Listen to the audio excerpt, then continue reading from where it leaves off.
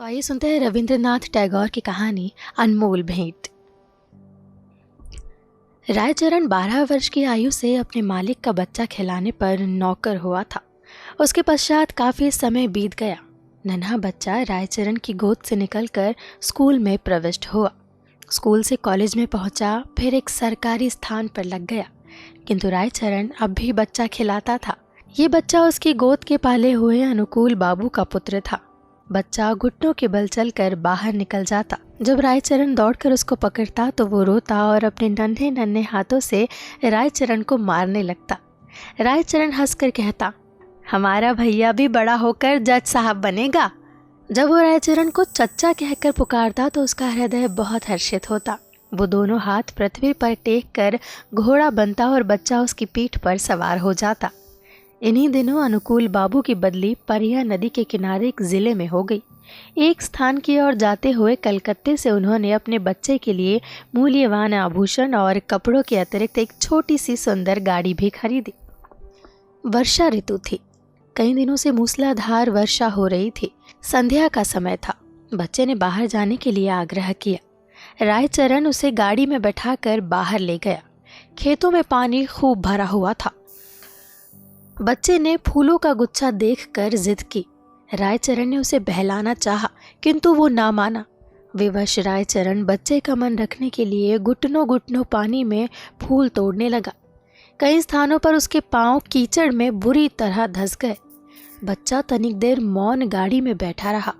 फिर उसका ध्यान लहराती हुई नदी की ओर गया। वो चुपके से गाड़ी से उतरा। पास ही एक लकड़ी पड़ी थी, उठा ली और भयानक नदी के तट पर पहुंचकर उसकी लहरों से खेलने लगा। नदी के शोर में ऐसा मालूम होता था कि नदी की चंचल और मुंहजोर जलपरियां सुंदर बच्चे को अपने साथ खेलने के लिए बुला रही है। रायचरण फूल लेकर वापस आया तो देखा गाड़ी खाली है। उसने इधर उधर देखा। उसके पैरों के नीचे से धरती निकल गई। पागलों की भांति वो चारों ओर देखने लगा। वो बार बार बच्चे का नाम लेकर पुकारता था, लेकिन उत्तर में चच्चा की मधुर ध्वनि ना आती थी। चारों ओर अंधेरा छा गया। बच्चे की माता को चिंता होने लगी। उसने चारों ओर आदमी दौड़ा है। कुछ व्यक्ति लालटेन लिए हुए नदी के किनारे खोज करने पहुंचे। रायचरण उन्हें देखकर उनके चरणों में गिर पड़ा। उन्होंने उससे प्रश्न करने आरंभ किए, किंतु वो प्रत्येक प्रश्न के उत्तर में यही कहता, मुझे कुछ मालूम नहीं। यद्यपि प्रत्येक व्यक्ति की ये सम्मति थी कि छोटे बच्चे को पराया नदी ने अपने आंचल में छिपा लिया है, किंतु फिर भी हृदय में विभिन्न प्रकार की शंकाएं उत्पन्न हो रही थी। एक ये कि उसी संध्या में निर्वासितों का एक समूह नगर में गया था और माँ को संदेह था कि रायचरण ने कहीं बच्चे को निर्वासित के हाथों ना बेच दिया हो। वो रायचरण को अलग ले गई और उससे विनती करते हुए कहने लगी, रायचरण, तुम मुझसे जितना रुपया चाहे ले लो, किंतु परमात्मा के लिए मेरी दशा पर तरस खाकर मेरा बच्चा मुझे वापस कर दो। परंतु रायचरण कुछ उत्तर ना दे सका, केवल माथे पर हाथ मारकर मौन हो गया। स्वामिनी ने क्रोध और आवेश की दशा में उसको घर से बाहर निकाल दिया। अनुकूल बाबू ने पत्नी को बहुत समझाया, किंतु माता के हृदय से शंकाएं दूर ना हुई। वो बार बार यही कहती रही कि मेरा बच्चा सोने के आभूषण पहने हुआ था, मेरा बच्चा सोने के आभूषण पहना हुआ था, अवश्य इसने ही। रायचरण अपने गांव वापस चला गया। उसे कोई संतान ना थी और ना ही संतान होने की कोई संभावना थी, किंतु साल की समाप्ति पर उसके घर पुत्र ने जन्म लिया। परंतु पत्नी सूतिका गृह में ही मर गई। घर में एक विधवा बहन थी। उसके बच्चे के पालन पोषण का भार भी उसके ऊपर था। जब बच्चा घुटनों के बल चलने लगा, वो घर वालों की नज़र बचाकर बाहर निकल जाता। रायचरण जब उसे दौड़कर पकड़ता तो वो चंचलता से उसको मारता। उस समय रायचरण के नेत्रों के सामने अपने उस नन्हे मालिक की सूरत फिर जाती जो पराया नदी की लहरों में लुप्त हो गया था। बच्चे की ज़ुबान खुली तो वो बाप को बाबा और बुआ को मामा इस ढंग से कहता था कि जिस ढंग से रायचरण का नन्हा मालिक बोलता था। रायचरण उसकी आवाज़ से चौंक उठता। उसे पूर्ण विश्वास था कि उसके मालिक ने उसके घर में जन्म लिया है। इस विचार को निर्धारित करने के लिए उसके पास 3 प्रमाण थे। एक तो ये कि वो नन्हे मालिक की मृत्यु के थोड़े ही समय पश्चात उत्पन्न हुआ। दूसरे ये कि उसकी पत्नी वृद्ध हो गई थी और संतान उत्पत्ति की कोई आशा न थी। तीसरे ये कि बच्चे के बोलने का ढंग और उसकी संपूर्ण भाव भंगिमाएं नन्हे मालिक से मिलती जुलती थी। वो हर समय बच्चे की देखभाल में संलग्न रहता। उसे भय था कि उसका नन्हा मालिक फिर कहीं गायब ना हो जाए। वो बच्चे के लिए गाड़ी लाया और अपनी पत्नी के आभूषण बेचकर बच्चे के लिए आभूषण बनवा दिए। वो उसे गाड़ी में बैठाकर प्रतिदिन वायु सेवन के लिए बाहर ले जाता था। धीरे धीरे दिन बीतते गए और बच्चा सयाना हो गया, परंतु इस लाड़ चाव में वो बहुत बिगड़ गया था। किसी से सीधे मुंह बात ना करता। गांव के लड़के उसे लाट साहब कहकर छेड़ते। जब लड़का शिक्षा योग्य हुआ तो रायचरण अपनी छोटी सी जमीन बेचकर कलकत्ता आ गया। उसने दौड़ धूप करके नौकरी खोजी और फलन को स्कूल में दाखिल करवा दिया। उसको पूर्ण विश्वास था कि बड़ा होकर फलन अवश्य जज बनेगा। होते होते फलन की आयु 12 वर्ष हो गई। अब वो खूब पढ़ लिख सकता था। उसका स्वास्थ्य अच्छा और शक्ल सूरत भी अच्छी थी। उसको बनाव श्रृंगार की भी बड़ी चिंता रहती थी। जब देखो दर्पण हाथ में लिए बाल बनाता रहता। वो अपव्ययी भी बहुत था। पिता की सारी आय व्यर्थ की विलास सामग्री में व्यक्त कर देता। रायचरण उसे प्रेम तो पिता की भांति करता था, किंतु प्रायः उसका बर्ताव उस लड़की से ऐसा ही था जैसे मालिक के साथ नौकर का होता है। उसका फलन भी उसे पिता न समझता था। दूसरी बात ये थी कि रायचरण स्वयं को फलन का पिता प्रकट भी न करता था। छात्रावास के विद्यार्थी रायचरण के गंवारपन का उपहास करते और फलन भी उन्हीं के साथ सम्मिलित हो जाता। रायचरण ने जमीन बेचकर जो कुछ रुपया प्राप्त किया था वो अब लगभग सारा समाप्त हो चुका था। उसका साधारण वेतन फलन के खर्चों के लिए कम था। वो प्रायः अपने पिता से जेब खर्च और विलास की सामग्री तथा अच्छे अच्छे वस्त्रों के लिए झगड़ता रहता था। आखिर एक युक्ति रायचरण के मस्तिष्क में आई। उसने नौकरी छोड़ दी और उसके पास जो कुछ शेष रुपया था फलन को सौंप कर बोला, फलन, मैं एक आवश्यक कार्य से गांव जा रहा हूँ। बहुत जल्द वापस आऊँगा। तुम किसी बात से घबराना नहीं। रायचरण सीधा उस स्थान पर पहुंचा जहां अनुकूल बाबू जज के ओहदे पर लगे हुए थे। उनके और कोई दूसरी संतान न थी। इस कारण उनकी पत्नी हर समय चिंतित रहती थी।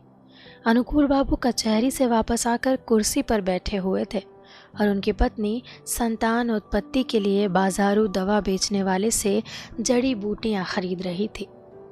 काफी दिनों के पश्चात वह अपने वृद्ध नौकर रायचरण को देखकर आश्चर्यचकित हुई। पुरानी सेवाओं का विचार करके उसको रायचरण पर तरस आ गया और उसने पूछा, क्या तुम फिर नौकरी करना चाहते हो? रायचरण ने मुस्कुराकर उत्तर दिया, मैं अपनी मालकिन के चरण छूना चाहता हूँ। अनुकूल बाबू रायचरण की आवाज़ सुनकर कमरे से निकल आए। रायचरण की शक्ल देखकर उनके कलेजे का जख्म ताज़ा हो गया और उन्होंने मुंह फेर लिया। रायचरण ने अनुकूल बाबू को संबोधित करके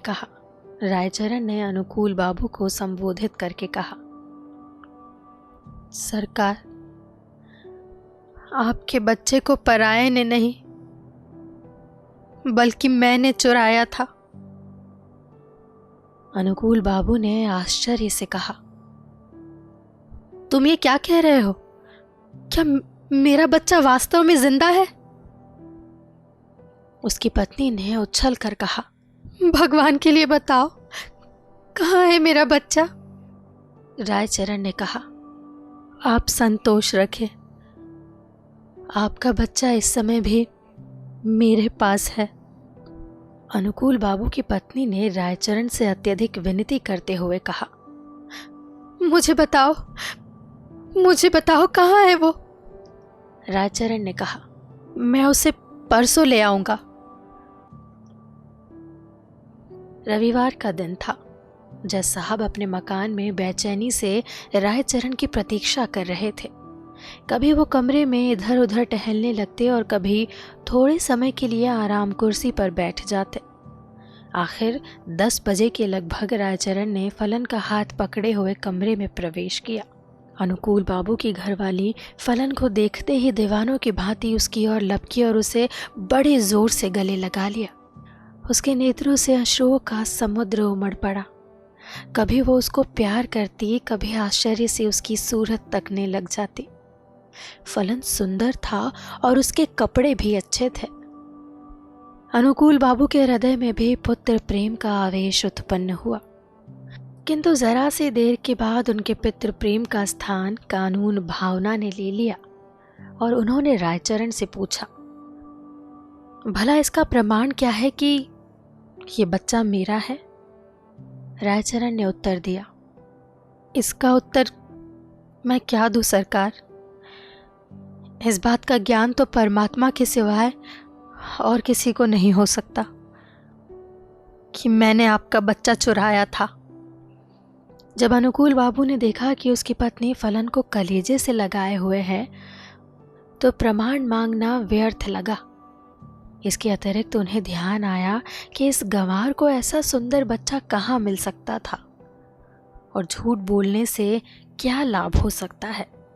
सहसा उन्हें अपने वृद्ध नौकर की बेध्यानी याद आ गई और कानूनी मुद्रा में बोले, रायचरण, अब तुम यहाँ नहीं रह सकते। रायचरण ने ठंडी और सांस भर कर कहा, सरकार, अब मैं कहाँ जाऊं? बूढ़ा हो गया हूं, अब मुझे कोई नौकर भी ना रखेगा। भगवान के लिए अपने द्वार पर पड़ा रहने दीजिए। अनुकूल बाबू की पत्नी बोली, रहने दो, हमारा क्या नुकसान है?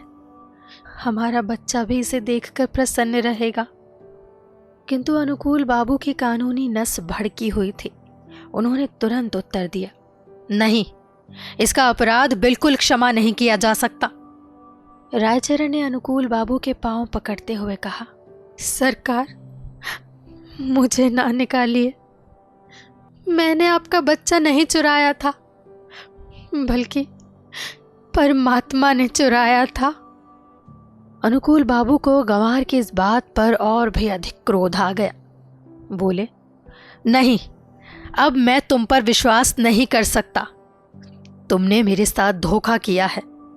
रायचरण ने फिर कहा, सरकार, मेरा कुछ अपराध नहीं। तुम्हारा अपराध नहीं तो फिर किसका है अपराध? रायचरण ने उत्तर दिया, मेरे भाग्य का। परंतु शिक्षित व्यक्ति भाग्य का अस्तित्व स्वीकार नहीं कर सकता। फलन को जब मालूम हुआ कि वो वास्तव में एक धनी व्यक्ति का पुत्र है तो उसे भी रायचरण की इस चेष्टा पर क्रोध आया कि उसने इतने दिनों तक क्यों उसे कष्ट में रखा। फिर रायचरण को देखकर उसे दया भी आ गई और उसने अनुकूल बाबू से कहा, पिताजी, इसको क्षमा कर दीजिए। यदि आप इसको अपने साथ नहीं रखना चाहते तो इसकी थोड़ी पेंशन कर दीजिए। इतना सुनने के बाद रायचरण अपने बेटे को अंतिम बार देखकर अनुकूल बाबू की कोठी से निकलकर चुपचाप कहीं चला गया। महीना समाप्त होने पर अनुकूल बाबू ने रायचरण के गांव कुछ रुपया भेजा, किंतु मनी ऑर्डर वापस आ गया, क्योंकि गांव में अब इस नाम का कोई व्यक्ति ना था।